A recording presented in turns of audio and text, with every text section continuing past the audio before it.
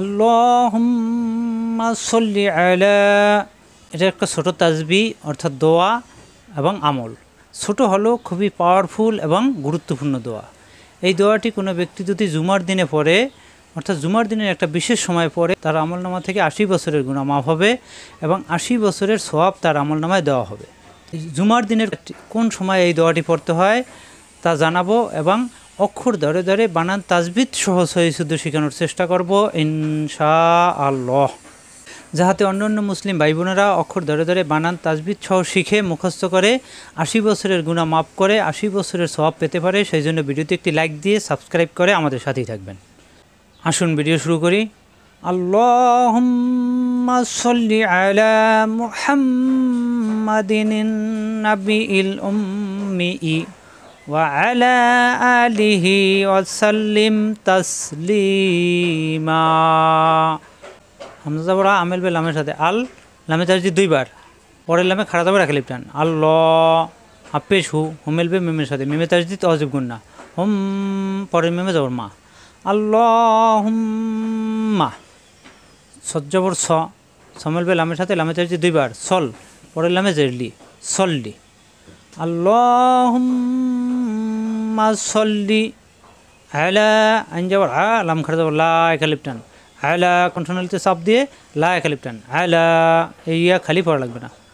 আল্লাহুম্মা সল্লি আলা, মিম পেশ মু হাজাবর হা, হামেল বে মিমের সাথে, মিমে তাজি তজিব গুন্না, হা কন্ট্রোনালিতে চাপ দিয়ে, মুহাম পরের মিমে যাবর মা, দাল দুজের দিন, মুহাম্মাদিন, এখানে আছে তানবিন, এখানে যদি আমি অক্ফ করি মুহাম্মাদ, অক্ফ করলে তখন এই নুন পড়া লাগবে না। যদি মিলিয়ে পড়ি তখন নুন পড়া লাগবে। বলা হয় নুনে কুদনি অর্থাৎ ছোট নুন। এই নুনের কুদনি দুই হাত মিলিয়ে পড়তে ব্যবহার হয়।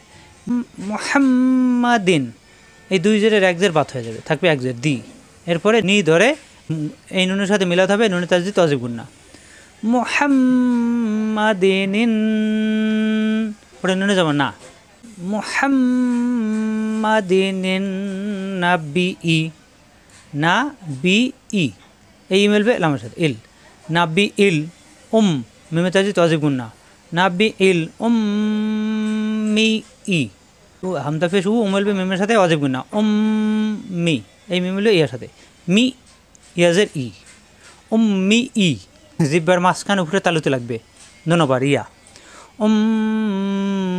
মি ই, মুহাম্মাদিন নাবিয়িল উম্মি।